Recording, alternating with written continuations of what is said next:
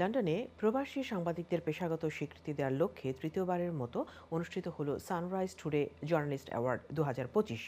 যুক্তরাজ্যে বসবাসরত সাংবাদিকদের অবদানকে সম্মান জানানো হয় এই পুরস্কারের মাধ্যমে। চিফ রিপোর্টার চৌধুরী মুরাদের রিপোর্টে বিস্তারিত। আড়ম্বরপূর্ণ এক আয়োজনের মধ্য দিয়ে তৃতীয়বারের মতো অনুষ্ঠিত হয়ে গেল সানরাইজ টুডের জার্নালিস্ট অ্যাওয়ার্ড 2025।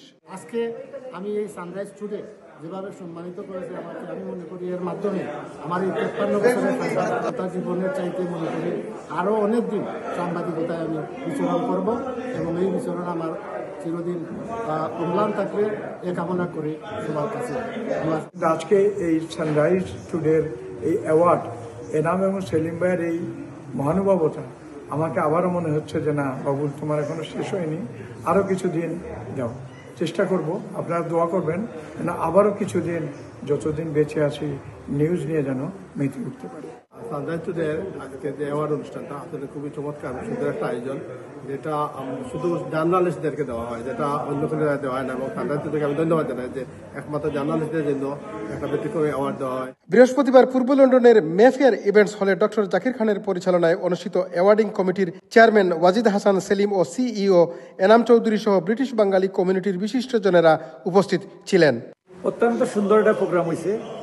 আমরা তো অনেক প্রোগ্রামে যাই, অ্যাওয়ার্ড দেখি, আজকের অ্যাওয়ার্ডটা একটু ভিন্ন, different than any other award. আমাদের প্রচেষ্টা, আমরা চেষ্টা করেছি আমাদের নিয়ে আমাদের থার্ড টাইম আমাদের অ্যাওয়ার্ড। যারা কাজ করেছেন, যাদেরকে সম্মানিত করা উচিত, যাদেরকে সম্মানিত করা হচ্ছে না, আমরা তাদেরকে খুঁজে বের করছি এবং তাদেরকে আমরা সম্মান জানানোর চেষ্টা করছি।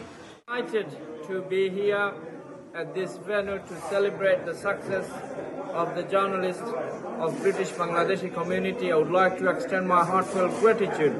এই অনুষ্ঠানে প্রবাসী পেশাগত সাংবাদিকদের মধ্যে 9 জনকে সানরাইজ টুডের পক্ষ থেকে অ্যাওয়ার্ড প্রদান করা হয়। এই অ্যাওয়ার্ড প্রদানের মাধ্যমে প্রবাসী পেশাগত সাংবাদিকদের স্বীকৃতিতে বিশেষ ভূমিকা রাখবে বলে আয়োজকরা মনে করেন।